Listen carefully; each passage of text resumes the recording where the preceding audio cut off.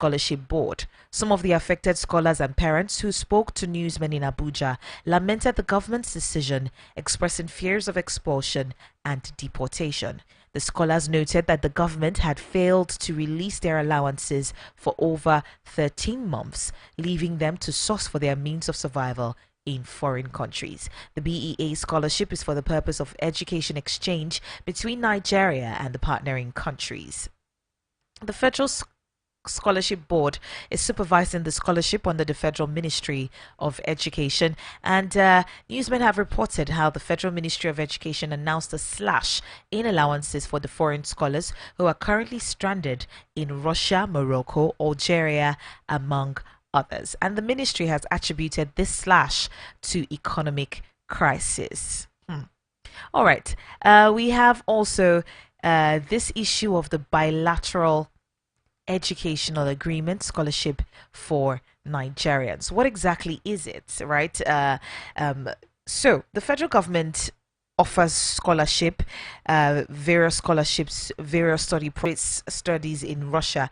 If you graduated from Russia, China, Hungary, Serbia, and Romania, and there's a whole way to apply and all of that. So there are beneficiaries of this, and it's important to note that you have to do a 1-year language course in that particular country. You have to apply for certain things in that particular country. There are so many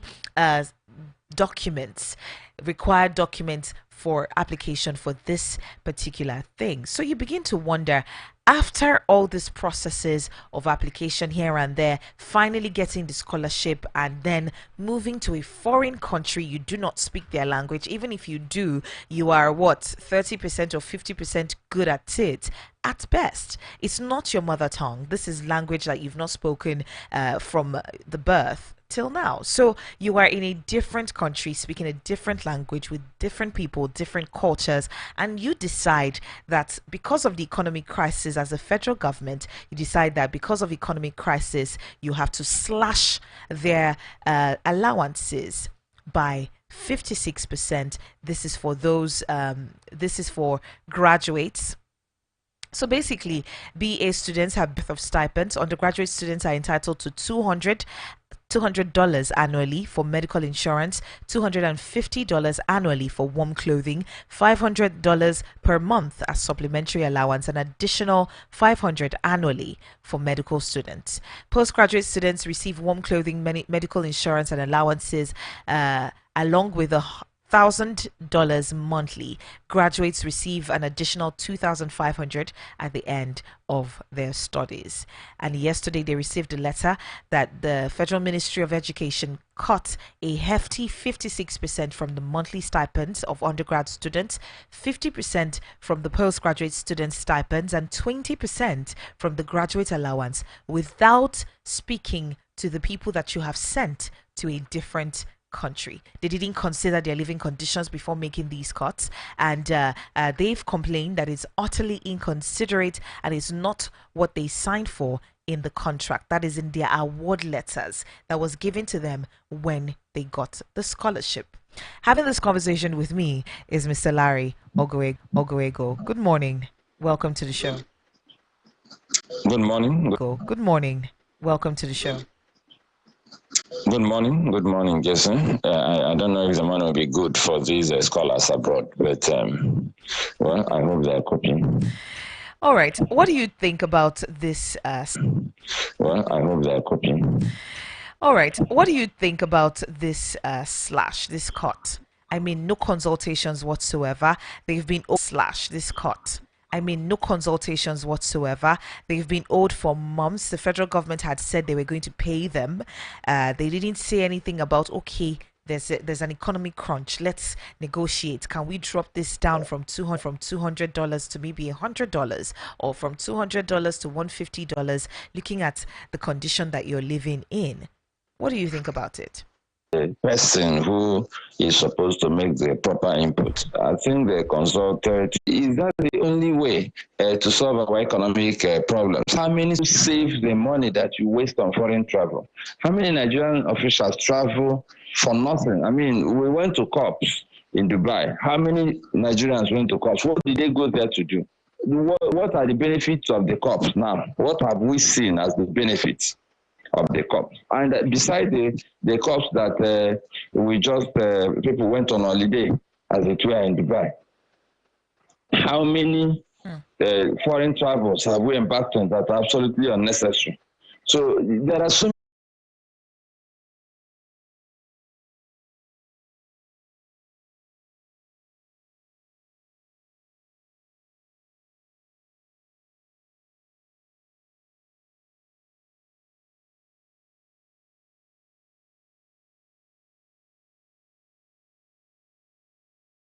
it's sad because this underscores the dynamics of leadership.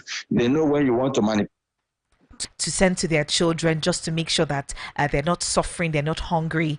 But slash, where are these families going to get the monies from? This is not just ahead to take loans just to make sure that their children are well fed there. What is going to happen to them? First of all, how can you give funded scholarship? That's how they describe the BES scholarship. Fully funded scholarship means that you don't really lack anything.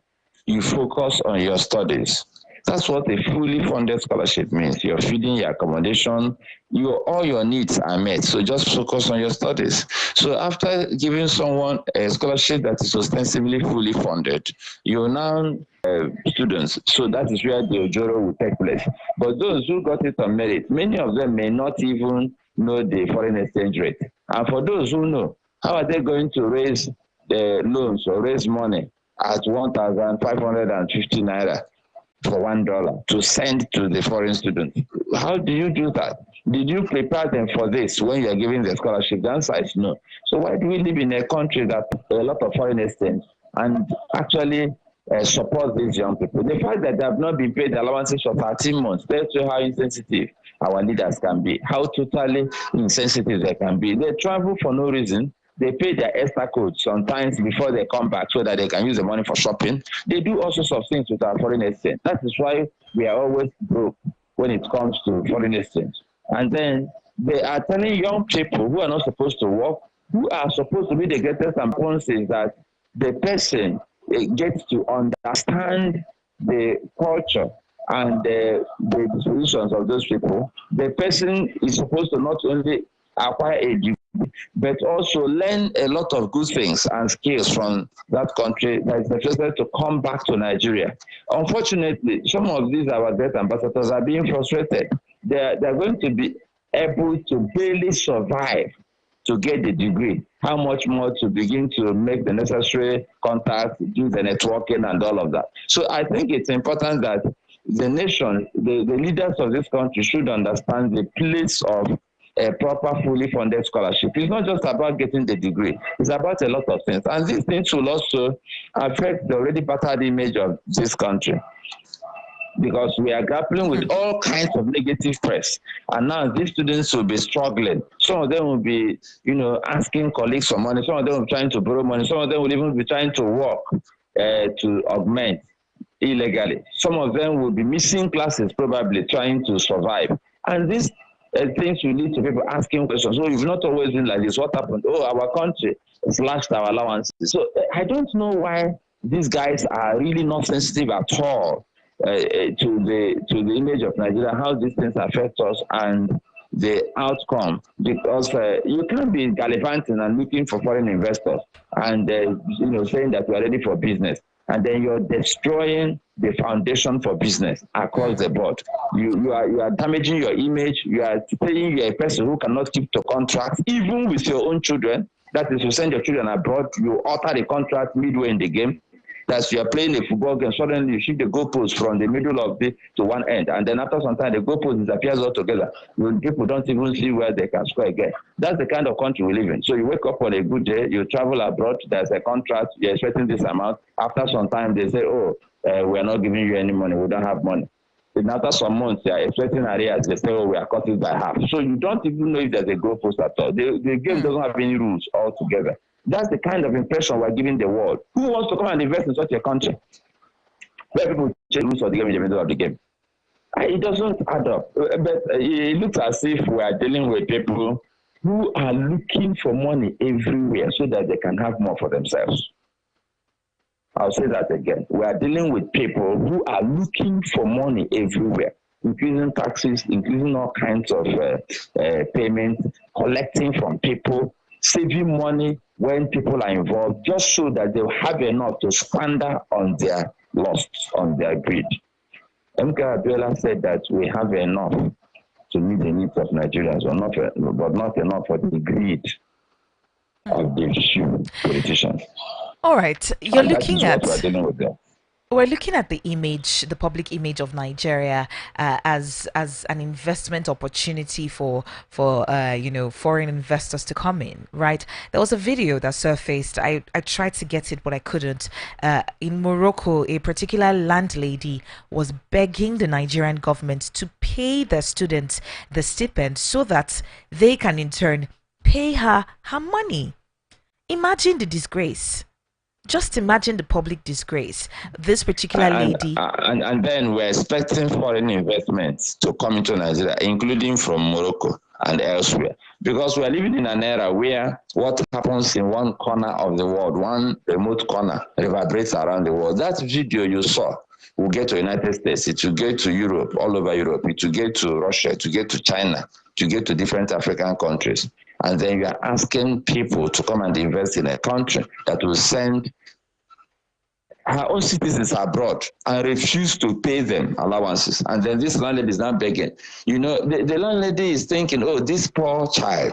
I mean, this child I've been paying me. We never had any problem. So it must be this government. They refuse to give this person money. So government, please now pay them so they can pay me. So look at the embarrassment. And my pain is that affecting all of us. We are not in government, we are not politicians, but it's affecting all of us. You know, when you get to the airport and you drop your infamous green passport, they will look at you funny because you're in Nigeria. If you are not one of the politicians, they look at you funny because you allow these things to happen. You condone these things. That's what they imagine. They don't know that some of us are putting so much energy to try to restrain these men, to call them out, to do whatever has to be done, do litigation, do whatever. Yet they are just so bent on their corrupt practices. But once you drop your green passport, you become suspect. Oh, these Nigerians are here again. They think we are the people who refuse to pay the money to the students. If you go to Morocco now, and if that landlady works at immigration, guess you are going to have a tough time because she'll be looking at you funny. You know, and that's what price we have to pay as Nigerians, because we have leaders who don't understand what leadership means. That it's not about elections, you know, it's about generations. Unfortunately, they don't think about that at all. They just think of how to amass more wealth, war chest for the next elections. You know, we have to really do something about it. And that leads me to this issue of begging Nigerians not to demonstrate. The best way to beg Nigerians not to demonstrate is to say, okay, fine, we reverse this whole matter. We are paying the 13 months arrears in installments. So, bros, collect 6 months installments. Those guys abroad start shouting, so don't demonstrate, so let's get this amount. Okay, we are not happy with the way federal universities look and the way they operate. We're going to upgrade facilities. We're going to, and you start doing it. Okay, we're not happy that, so you should start doing things. Not every time you'll be giving us audio money, 110 billion for this billion for that. We have shared this billion, and we look at these people. These people were worried about who they give the money. I think they are giving spirits this money, or the phantom money they are giving. Because I've not seen the beneficiaries. I'm yet to see the beneficiaries. I think they have perfected the art of hoodwinking Nigerians. Because just now that we are discussing the protest, they are saying we have 110 billion. We have this billion, that billion. So if you are not careful, they will take you in with the billion. But let's get the low-hanging fruits. Our sons and daughters are suffering in foreign lands, in far-flung locations. Can you break out now? It's something you can do in the next 2 days, 3 days. Let us see the evidence that you want to change in your ways. We don't need the billion that we never get. You are saying you are feeding people in primary schools. I've not seen the people you fed. I've not seen anything significant. These ones that you feed people during holidays and you don't feed them when they're in school, I don't understand how it works. Why don't you solve real problems that we can see and what evidence that you solve them? If you save money from all this gallivanting and you send it to these young ones abroad, we will know that you sent it because they will jubilate. They will post it on social media. We will see it. But we prefer to spend 110 billion phantom money given to people who can't see. So I think they need to understand that begging, let them do practical things that young people can relate with. And I mean, who wants to protest? We are protesting because we are not happy. We are not protesting because we want to go to the streets. All right. To join the conversation, 0808-312-8618 is the number to call to be Voice of the People Abuja. Join us live on YouTube at Voice of the People Abuja. Let's know your thoughts on this particular matter. Now, Mr. Larry, this particular situation has got me in a fix because when it comes to cost cutting with this particular this particular administration, we have not seen confidence inspired. Giving such a hefty cut on the stipends is economic crisis, right? We're seeing a large cabinet, ostentatious convoys. We've seen videos of the president when he went to Lagos State for visit or whatever. We've seen luxury at public expenses amid inflation rate of over 40%, job losses. We've seen factory closures. We've seen companies, international companies leaving the country, not to even talk about the ruinous forex crisis. You're seeing the currency exchanging at 1,500 in 2023's petrol subsidy removal. This is according to estimates by the World Bank. We've seen so much with this particular government, and we haven't seen a lot when it comes to doing things for the people, because they're seeing the protest is a family matter, right? They're going to handle it as a family matter. Is this how we treat our family members? I think these men and women who tell us that this is a family matter and they're going to treat it like family matter are talking to us as if we're imbeciles. First of all, their families are not in Nigeria. And when they're in Nigeria, they give them plum jobs at the NNPC and Nigeria LNG and at Central Bank. And they don't put them in civil defense police for obvious reasons. But most of the time, they are not even in Nigeria. They send them to the finest schools in different parts of the world to study. When they come back, if they choose to work, they put them in these choice places. If they don't choose to work, they put them in the House of Reps. You know what I'm talking about. They just choose where to put them in privileged places. That's number one. Number two is that when they send their children abroad, they don't even put them on this scholarship because they know that this scholarship is not reliable. A typical Nigerian politician should have put the kids on this scholarship so that he won't have to pay. But they take the money directly and pay for the choice schools. They don't give petty allowances and party allowances that you are talking about, and they're still cutting it in half. They put these boys in condominiums and they pay good money, buy them fancy cars, and they compete with the Saudis and the Qataris and all of those people in who will spend more money. That is the family that they have. We are talking about people who will post pictures of their children graduating abroad while we are on strike in Nigeria. They treat their family to wonderful graduation ceremonies. They travel to be with them while they're graduating, and then they post the pictures so that we can get more upset about the way they're treating us. And then finally, they pretend that we are family. Personally, I'm not angry because their children study abroad. No, I'm not. But I'm angry because they use the money our own children should have used to get quality of education here to send their children abroad. My problem is not that the children study abroad. If you earn the money and you send your kids to study in the finest university in the world, congratulations to you. But when you take the money for building our own schools and funding our education and use that money to send your few miserable children abroad who may not be willing to contribute to the advancement of this country when they come back, then I become angry. That is the challenge we have. So we are not family. They are calling us family now because we are threatening to expose the fact that we are not family. And we are not family. If we are family, they should treat us the way they treat their sons and daughters. Send us to the finest schools. Send us to medical checkup abroad. Send us to medical treatment abroad. Send us on holidays every long vacation. Treat us like they treat their family. We are not asking for too much. We're not even trying to go abroad. I'm not interested in going for the days abroad. Let them make Nigeria safe so I can go to Yankari or Ogudu. Don't send me abroad. Make education work so I can go to University of Nigeria and Suka or Unilag or Ibadan or Ife or Zaria. Give us good secondary schools. We don't need scholarships in all of those fancy places. When Nigeria was Nigeria, South Africans were studying in Nigeria. They were happy. Different African nationals were coming to Nigeria to study. We were their US. Today, we are going to small countries, far-flung places to study. And then we leave our kids to be stranded there and we save their family. I don't want to say things that are not appropriate for radio, but we are not family.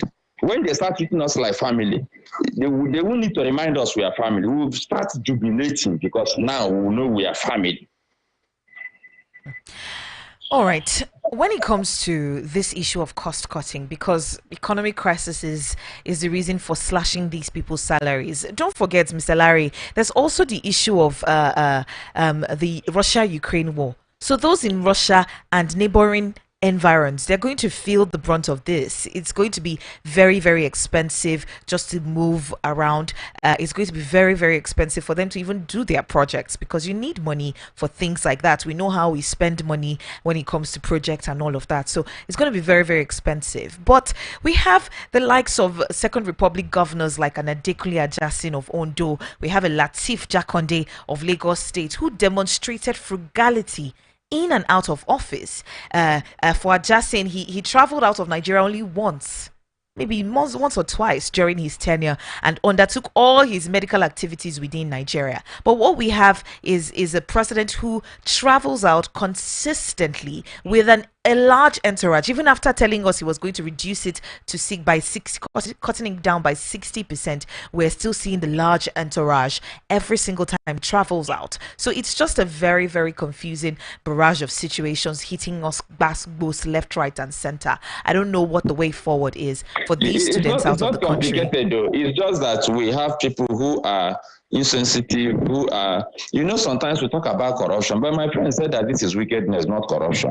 Because when you take money that belongs to ordinary people, very poor people, and you use it to feather your nest, and you have actually accomplished everything you need to accomplish, you can live the best life this world can offer without even taking public funds. If you still dip your hand into the coffers and take it so that you continue to sustain your luxury at the expense of poor people, that is wickedness. We're not even discussing mere corruption. That is wickedness. And the truth is that if we can just get these men to be frugal for a moment, not frugal, to be normal. I'm not expecting them to be frugal. That is asking for too much. Let them be normal. I've seen your Senate president report to work. That in fact, most heads of states in the world, not in Nigeria, will be jealous if they see the way your Senate president reports to work. In the midst of poverty, while calling us family members. The number of cars that these guys use to report to work can pay the allowances we are discussing for a few years. So what are we really talking about? They know what they're doing. It's just that they have reduced the citizens to that level where they are even so sad, weak, and discombobulated that they cannot articulate anymore. They cannot even articulate how to manage the situation anymore. Because the truth is that we can't be talking about economic crisis. For me, this economic crisis we're talking about is self-imposed. We can get out of this crisis in less than a year. All we need to do is to, first of all, get the leaders to accept that there's a crisis and that we all have to work together to solve the problem. So they shouldn't just talk about crisis and pretend that they are trying to solve the problem. They should demonstrate it. When they demonstrate it by cutting all these frivolities and show of affluence, what will happen is that Nigerians will mobilize and queue behind them to help rescue the nation. As it is now, the people who are wasting our money are telling us that there is no money. How do you believe the person? How? Do you know that Nigerians can actually turn around this economy in a very short time by just focusing on buying made in Nigerian goods? It's something I've been talking about. Nobody is listening. If you stop importing furniture, stop importing biscuits, stop importing useless things, do you know how much money we spend on wines and spirits? But for you to mobilize Nigerians to do these things, you have to first of all make sacrifice yourself. Stop driving all these fancy behemoths that you drive, and you don't drive one. You go and get bikes that cost a fortune, millions, and then you have 5 of them just causing trouble in front of you because you are moving from one point to another. Who does that? You buy petrol. You pay the people who drive, who ride those bikes. You just waste our resources to show that you are finally president or senate president. How does that make sense? And then after you tell us to make sacrifice, you can't afford the minimum wage. You can't pay scholarship funds to students. There is no money. There's economic crisis. The economic crisis actually caused and facilitated by the politicians. There are countries that don't have any crisis. Forget all this Russia story, this story. Do you know that during COVID, Germany was giving aid to other European nations?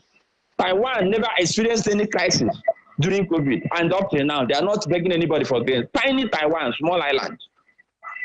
It's just looking for reasons, rationalizing our failure, our incompetence, our inability to manage the most blessed nation on earth.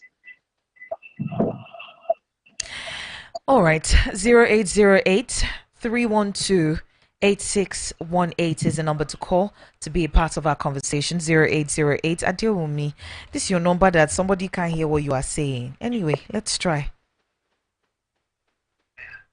Hello, Adewumi. It's not my fault. I have changed life. Very fine. I'm telling you. Let's just manage me like this. God bless the guest on the phone. Mr. Larry, God bless you. You are true in Nigeria. You have said it all.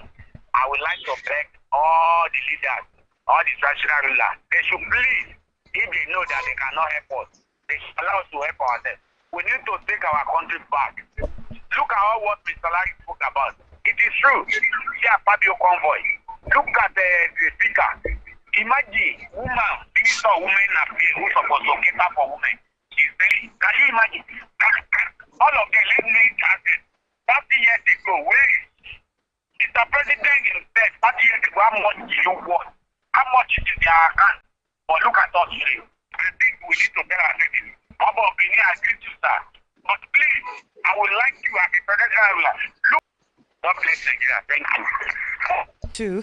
8618 is the number to call. Mr. Larry, he just buttressed your point talking about the speaker coming to the office, coming to work in grand style. Meanwhile, you have Nigerians living as destitute. Some of them we're talking about. That's these foreign scholars. They were complaining about the fact that mosques and churches are the people who feed them during this period. They go to the mosque, they go to the churches, and that's where they get food from. They don't have monies, they don't have a way to work, because working in such countries, especially on the kind of salaries the visas that they have, is quite challenging. So we're seeing a situation of education can do about this, but an absolute 50%, 56% hefty cut, is it acceptable or is unacceptable? Well, it's not acceptable, and this is the time to know if we have a National Association of Nigerian Students. Unfortunately, that association is a toothless bulldog now. It's not even a bulldog at all, because it has been taken over by politicians. When we had NANS, this couldn't have happened. The Ali must go crisis was some funny amount of money. And the students said, no, this man, you must go. We don't want you anymore. And he left. The truth is, well, they are Nigerian students. And I noticed that we should get to that point where we confront these problems. The students shouldn't wait until even when they shut down schools in Nigeria, they don't do anything. I've noticed that if you look at our NANS officials now, and what do they call them? People, I don't understand where we are going as a nation. This is a time for young people to stand up and say no. No to so many things that are happening to them, and no to the fact that we have turned our best brains into destitute abroad under the guise of winning the scholarships. That is not acceptable. All right, Mr. Larry, we have a call. We have a call. Let's take this call and then. Okay. Sorry. For some reason, the network didn't allow that to come through. Sorry. I think we'll just wrap up on the conversation. Go ahead. I think we need to get to that point where people should also hold these ministers accountable. For me, the buck stops on the table of the minister. And by the extension, the president, because the president appointed the minister. But we should hold the minister accountable directly. You can't send a leader doesn't run away from fixing problems. That's why you actually elected ab initio, appointed, as the case may be. So we need to hold the ministry accountable, the minister particularly. And then also we need to ask young one. A Nigerian cannot be a destitute anywhere in the world.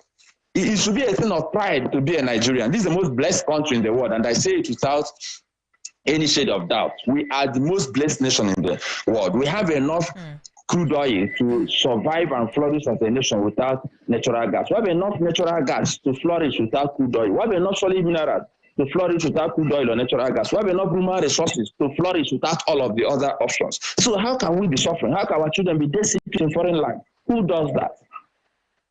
Mr. President and the Honorable Minister for Education or Minister for Education, I don't know if that's the Honorable, please do something about this. We cannot reduce our best brains to destitutes abroad. It is not acceptable. And we cannot be begging young people not to protest when we are converting their siblings to slaves abroad.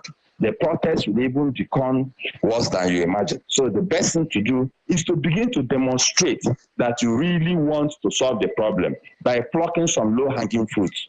This is one of them. Pay our children abroad, give them the allowances so that they can live comfortably, get their degrees, represent Nigeria well, and come back to contribute to national development. All right. Thank you so much, Mr. Larry, for your time.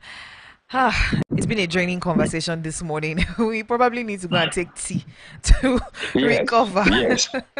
I am not really particularly happy. I don't get emotionally involved so often in these conversations, but I'm sad because I have kids myself. This is not fair. But I just hope we're all listening. The kids, the young people, the parents, the politicians, every Nigerian. I hope we're listening to the voice of the people, because that's the only way we can make progress in this nation. After all, it is said that the voice of the people very often is the voice of God. Yes, take care of yourself. Don't let Nigeria break you down. We will still eventually fix this country. All right. Thank you so much. Have a good day. You too. All right. Nonso is in the building, the sports bishop, and we are segueing off to our sports bit. Yesterday's match, Morocco and Argentina. Morocco defeated Argentina. There was a dramatic VAR. Things that drama in the opening match of the Olympics, Paris Olympics 2024. What's your take on it? It brings us back to the question again, VAR or no VAR, how do you suspend the game for about 3 hours and then come back after 3 hours and then do a VAR check and cancel a goal, and then the game was played for 3 minutes? Don't forget, before then, there was a 15 minutes of added time that elapsed to 16th minute where the goal was scored. And the fans couldn't get anymore. They were throwing flares, bottles, and they ran into the pitch. After the whole calm, the goal was cancelled. According to the coach of Argentina, that's Jasper Mascherano, he called it, I'm trying to not use a crazy word on radio, but it was absolutely gutted with the result. Was it due to lack of proper planning, or was there something else going on? The VAR was still in check when they first started throwing the flares. They were like they were not happy with some of the calls. This normally football. And the fact that the goal was scored in the 16 minutes of extra time when it was 15 minutes. And so the VAR check wasn't concluded, and the guy had to suspend the game for the safety of the player, which I think was the right thing. And when he came back, he had to do a VAR check and called for an offside. See, this game was ended 3 hours after it's supposed to have ended. So it tells you the whole story. Now, I hope FIFA is watching. How do we curb issues like this?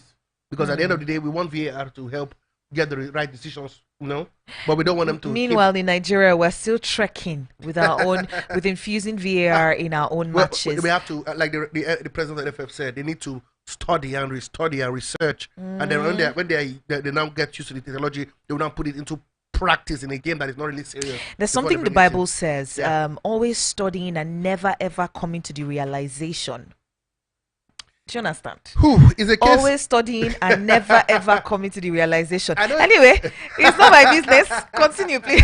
Anyway, guys, I'm still talking Olympic football. Olympic football will continue today. The Falcons, they will be in action in that encounter, and of course, they will be playing against Brazil 6 p.m. today in Bordeaux. And we'll be hearing from, of course, the coach of the team, no other than, of course, Randy Waldrop, and a certain player talking about no other than, of course, Tony Payne. First of all, the coach is being confident that he can get a result in this encounter talking about Randy Water, but this is what he had to say about his chances today. I think we're just a team of a lot more confidence now coming out of the World Cup and recognizing we can play against the best teams in the world. And I think the players are full of that confidence. And that's probably the biggest improvement I've seen. You know, I think the players are ready. You know, it's a very difficult group, as we know, but I think they embrace the challenge. I think they want to play those teams. And of course, Tony Payne, the player from Seville, this is what she had to say about Nigeria and how difficult the game would be. Able to compete again at the world stage with this team is such a really good opportunity. I'm really excited. Brazil is going to be a tough team. They're very talented, but I think us, Nigeria, we are at the level, so it's going to be a good match, and I think that we can get a good result against them.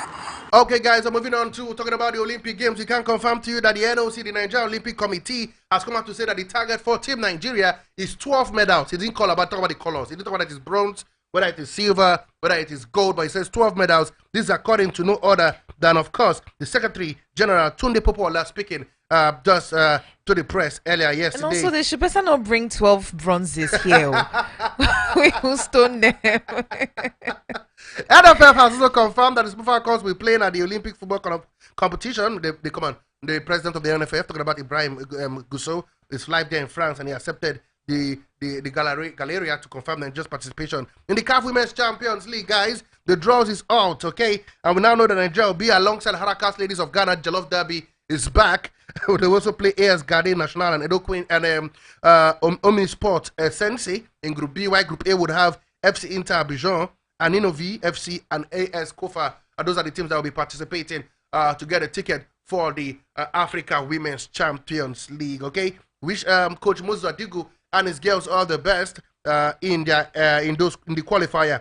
Also, we hear that Shooting Stars coach Robert Benga Gumate has signed a 2-year deal. He remain at the club. He finished 4th last season. Unfortunately, couldn't get them continental football. He signed a 2-year extension with the team. Talking about Benga Gumate. More NFF MPF story. Lobby Stars are adopted the stadium in Bauchi. Yes, talking about the Tafa Balewa Stadium in Bauchi as their home ground. Don't forget, last season they used the New Jersey Stadium as their home ground, but they'll be playing in Bauchi instead of the New Jersey when the season begins. Hopefully, before not too long, the Apiaku Stadium in Makodi will be ready for them. As well, I've been given a 35-seater bus by the government.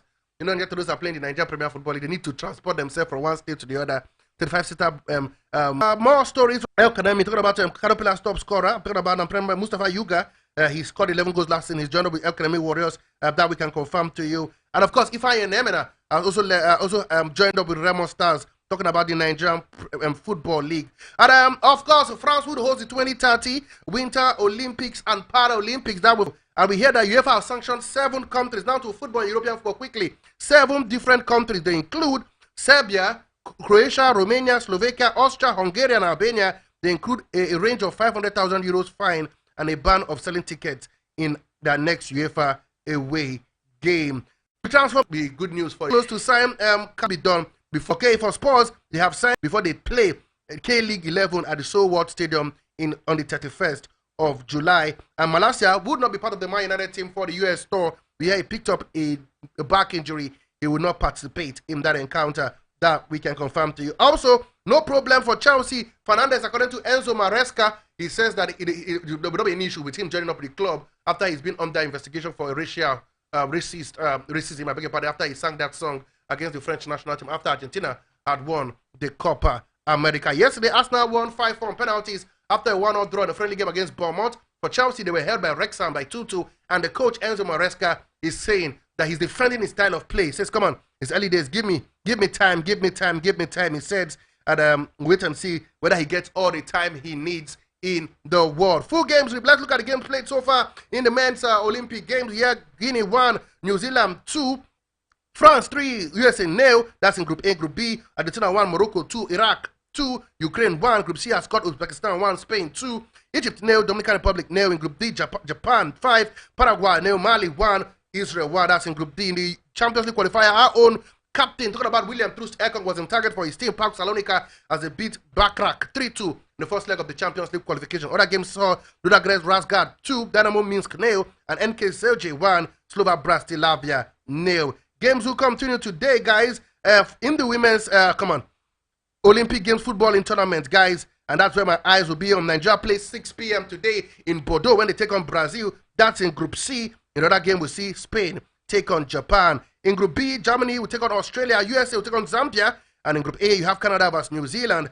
France will take on Colombia. While in Group D, Group D, you see Group A, Group B, and Group C in that one. So it is what it is. Before we go, guys, let's go back to beach soccer. The countdown continues. Yes, it continues to that big game against Mauritania at the Murtala Mohammed Square in Kaduna. The first leg ended 5-4 in front of the Super Sang Eagles in Mauritania, and they're hoping to win. I caught up, of course, with the goalkeeper of the team, the junior brother of the captain of the team, Godwin Talley, and this is what he had to say about his team preparation for the game so far.